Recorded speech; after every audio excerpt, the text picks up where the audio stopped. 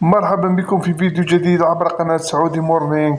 وقبل بدء الفيديو ندعو مشاهدينا الكرام إلى الاشتراك في القناة وتفعيل زر الجرس وعمل لايك. نبدأ على بركة الله. وفي هذا الفيديو نناقش الخبر التالي: حارس نادي الرياض: لست وحدي من استقبل أهداف رونالدو. أوضح الكندي ميلان بوريان حارس مرمى نادي الرياض المنافس في الدوري السعودي لكرة القدم أنهم حاولوا إيقاف البرتغالي كريستيانو رونالدو ورفاقه عن التسجيل في اللقاء الذي خسره الفريق بهدفين لهدف لصالح النصر.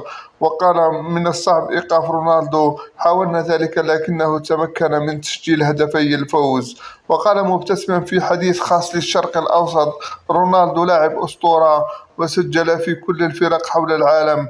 لست وحدي من استقبل أهداف رونالدو. طبيعي أن يسجل هدفين رغم محاولاتنا إيقافه وتحقيق نتيجة إيجابية في المباراة، لكننا خسرنا. سنعمل جاهدين على تلافي الأخطاء مستقبلا والعمل على إسعاد جماهيرنا. شكرا لكم على حسن الإصغاء والمتابعة.